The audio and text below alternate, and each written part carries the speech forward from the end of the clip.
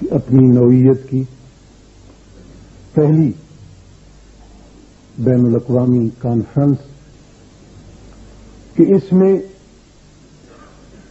کچھ ادھر کا بھی اشارہ شامل ہے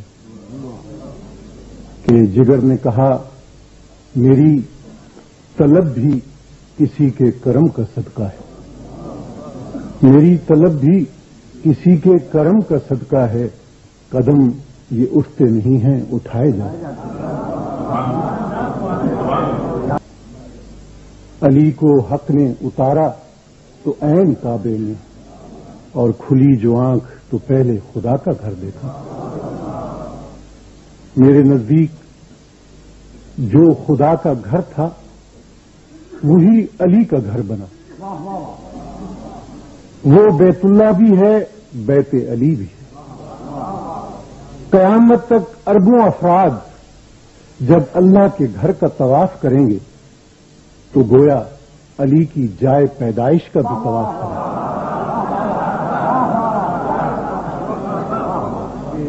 ایک پیشرو مقرر نے کہا کہ دو مکاتب فکر ہیں، ایک مکتب فکر آپ کو علیہ السلام کہتا ہے، دوسرا کرم اللہ وجہہ کہتا ہے۔ میں کہتا ہوں کہ وہ ایک تیسرے مکتب فکر کا تذکرہ کرنا بھول۔ تیسرا مکتب فکر وہ ہے، اور جس میں میں بھی شامل ہوں، کہ جو انہیں علیہ السلام بھی کہتا ہے اور کرم اللہ وجہہ بھی کہتا ہے۔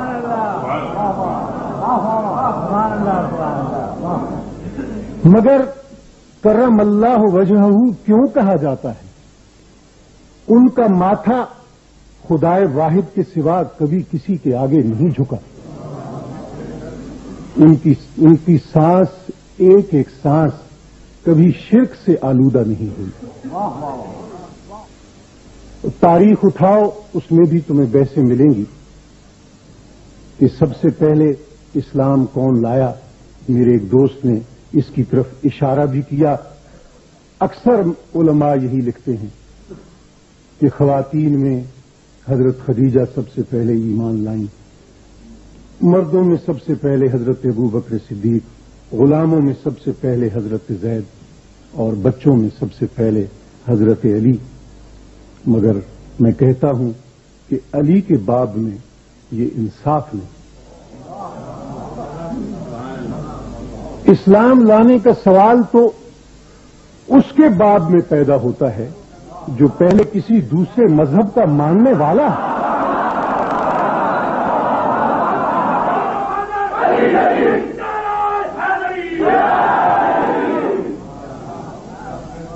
جو پہلے دن ہی سے مسلمان ہو، جس نے کعبے میں جنم لیا ہو، آغوش رسالت میں پرورش پائی ہو، اس کے اسلام لانے کا سوال ہی کہاں پیدا ہوتا ہے؟ تو بات یہ ہے، اور میں اگر تاریخ لکھنا چاہوں تو علی کے اسلام کے باب میں یوں لکھوں گا کہ علی مرتضی پہلے مسلمان نہ تھے، پہلے ہی مسلمان تھے۔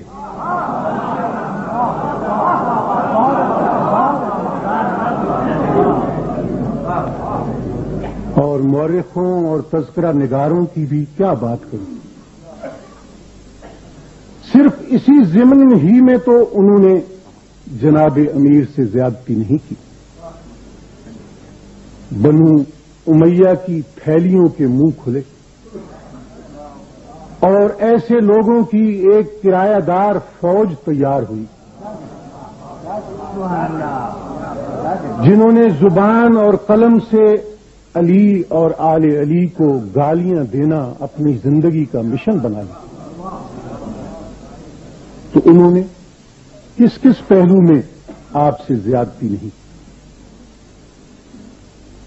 آپ سب تاریخ پڑھنے والے لوگ ہیں، کتابیں اٹھا کر دیکھیے، جناب علی مرتضی کا جو حلیہ ان کتابوں میں لکھا ہے، اسی سے وہ بغض آپ کو ٹپکتا نظر آئے گا کہ جو بنو امیہ کے پروپیگنڈے کا مرہون منت ہو۔ दुनिया की सारी कौमों में अरब सबसे बढ़कर हसीन कौम है। अरबों में कुरैश और कुरैश में बनु हाशिम और बनु हाशिम में जनाब अब्दुल मुत्तलिब का घराना। और ये लोग जनाब अब्दुल मुत्तलिब के पोते जनाब अली के बारे में जो हुलिया बयान करते हैं वो कुछ यूं है कि वो पस्त कद थे, पेट उनका बढ़ा हुआ था, टांगें पतली थी। और ये आपको कमोबेश तारीख की हर किताब में लिखा हुआ मिलेगा। इस हुलिये से तस्वुर में एक ऐसा शख्स आता है जो खूबसूरत तो कुजा कबूल सूरत की नजर नहीं आता। मगर ये लोग भूल गए कि ये जो सैयदना अली को हर दौर में सैकड़ों खुशनसीब ख्वाब में देखेंगे,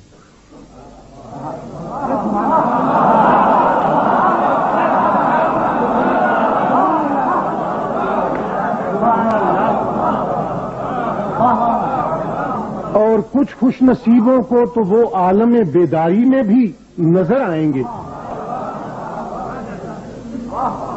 उनकी शहादत को कैसे नजरअंदाज किया जाए। मैं दूर की बात नहीं करता, इसी मजलिस में हमारे दोस्त अली सिद्दीकी मौजूद हैं, जिन्हें जनाब अली ख्वाब में नजर आए और उनकी जिंदगी बदल कर रह गई। किसी मुसलमान की बात नहीं करता, एक गैर मुस्लिम पारसी की बात कर रहा हूं। कल जामिया मिलिया के वाइस चांसलर ने उनकी किताब का जिक्र किया। वो मामूली आदमी नहीं, कई किताबों के मुसन्निफ, मशहूर सहाफी और इंग्लैंड में ऑक्सफोर्ड यूनियन के पहले और अब तक आखिरी हिंदुस्तानी सदर। उनका नाम मिस्टर एफ.डी. कराका है, जिनकी खुद नविश्त सवाने हयात का नाम है देन केम हजरत अली। मौला अली ने इस शख्स पर क्या क्या करम किए, कैसे ख्वाब में आकर उसकी जिंदगी बना दी, ये तफसील में जाने का मौका नहीं। सिर्फ उस ख्वाब की बात कर रहा हूं जिसमें मिस्टर कराका ने जनाब अली की ज़ियारत। जब जनाब अमीर उसके सामने आए तो वो कैसे लग रहे थे। एक मुस्लिम नहीं, एक गैर मुस्लिम शहादत दे रहा है। अल्फाज पर गौर कीजिएगा। वो लिखते हैं, but I couldn't see anything accept A blinding light. मगर मैं इसके सिवा कुछ नहीं देख सका कि एक नूर चमका, एक जलवा सामने आया और मेरी आंखें चुंधिया गई। It was like looking in to the सन। ये ऐसे था जैसे सूरज के अंदर देखा जाए। मुझे शेर याद आ गया, निगाह बर्क नहीं, चेहरा आफताब नहीं, वो आदमी है मगर देखने की ताब नहीं। करमल्लाहु वजहहू, जिसके चेहरे को अल्लाह ताला ने खुसूसी फजीलत से सरफराज फरमाया, और सिर्फ उन्हें ही सरफराज नहीं फरमाया, उनके तमाम आबाओ अजदाद को भी सरफराज फरमाया। मेरे दोस्त अल्लामा आगा रूही किबला ने ये बात तशना छोड़ दी।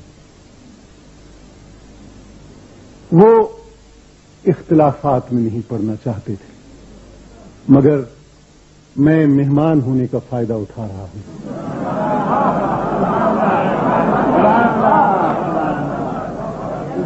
और वैसे भी हजार खौफ हो लेकिन जुबां होती रफी। यही रहा है अजल से कलंदरों का तरीक।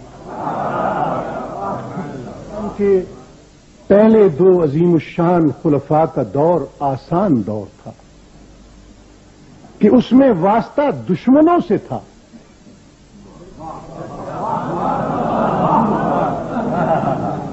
اسلام کے پہلے دو عظیم الشان خلفاء کا دور آسان دور تھا کہ اس میں واسطہ دشمنوں سے تھا، مرتدوں سے تھا، منکرین زکات سے تھا، مگر جناب علی کے مقابلے میں خود مسلمان کہلانے والے بزرگ تھے. آپ نے اپنے عمل سے سبق دیا کہ جب کلمہ گو مسلمان بھی اسلامی نظام کے خلاف بغاوت برپا کر دیں تو ان کے خلاف تلوار اٹھانا بھی عین شریعت کے مطابق.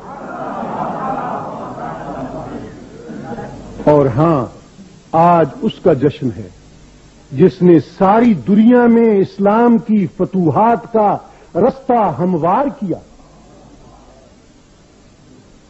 کچھ لوگ کہتے ہیں، اور معلوم نہیں نادانی سے کہتے ہیں یا شرارت سے، مگر کہتے ہیں کہ حضرت علی کے عہد میں فتوحات نہیں ہیں، کیسر و کسرا کے تخت نہیں الٹے. میں کہتا ہوں انصاف شرط ہے. خود ہی بتاؤ، اگر بنیاد رکھنے والے نے اس کی بنیاد نہ رکھی ہوتی تو تاج محل بن سکتا تھا.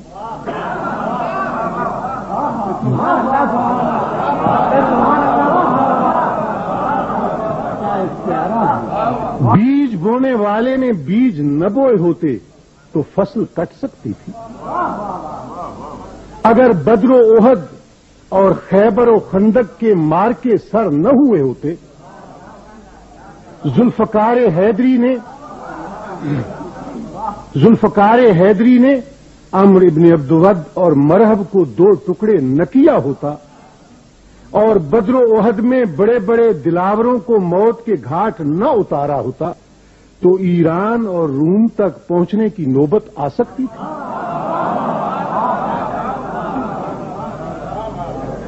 ضرب ید اللہی کو اسلامی فتوحات کی تاریخ سے نکال دو گے تو باقی ہی کیا بچے گا؟ جس کی اولاد جیسی اولاد چشم فلک نے نہیں دیکھی.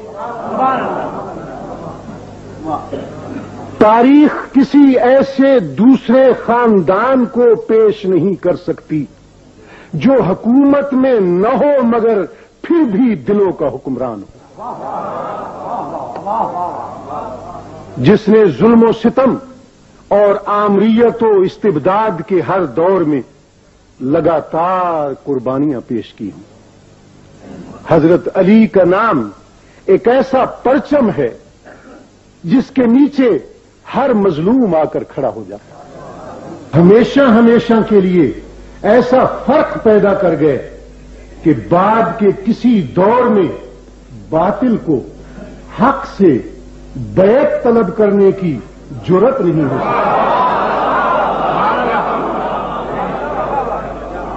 باطل نے حق سے پھر کبھی بیعت طلب نہ کی.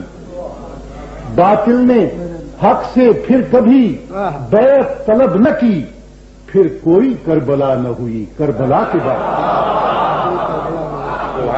سبحان اللہ. جب بنو امیہ اور بنو عباس کے حکمرانوں نے ظلم کا بازار گرم کر رکھا تھا تو یہ خانوادہ رسول اور علوی خاندان کے چشم و چراغ ہی تھے جو اپنے گریبانوں کا پرچم لے کر اٹھے اور مظلوموں کی آواز بن گئے. امام حسین کے پوتے جناب زید نے ہشام کے دور کے خلاف تحریک منظم کی اور حضرت امام حسن کے پوتے جناب نفس زکیہ نے منصور عباسی کے بالمقابل جان کی بازی لگا دی. اور دور کیوں جاتے ہو، امام خمینی کو دیکھ لو. ایک شہنشاہ وقت کو اس بوریا نشین درویش نے جس طرح شکست فاش دی ہے وہ تاریخ کا کوئی کم عجوبہ ہے؟ اس طرح جب جب تاریکی بڑھی، خاندان رسالت سے، خانوادہ سادات کے افق سے، اس طرح جب جب تاریکی بڑھی، خاندان رسالت سے، خانوادہ سادات کے افق سے ایک نہ ایک ستارہ ٹوٹا اور اس نے اپنی روشنی سے روحوں کی نگری میں اجالا کر دیا۔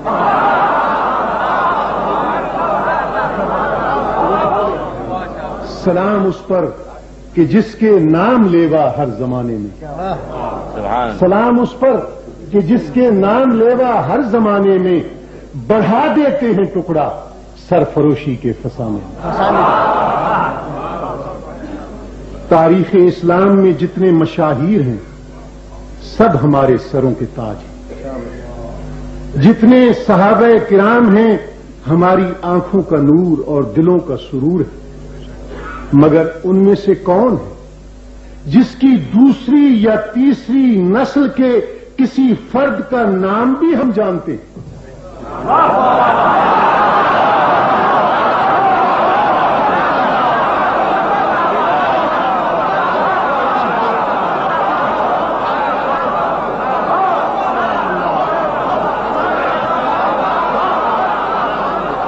مگر خانوادہ نبی و علی کو دیکھو، کس طرح صدیوں سے اب تک چراغ سے چراغ جلتا چلا آ رہا ہے،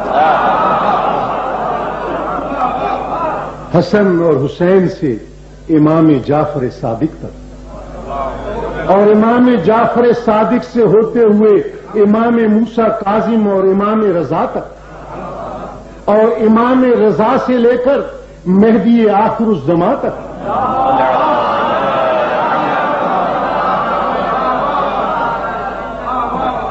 کتنے چاند ستارے ہیں جو آسمان اہل بیت پر جگمگ جگمگ کر رہے ہیں۔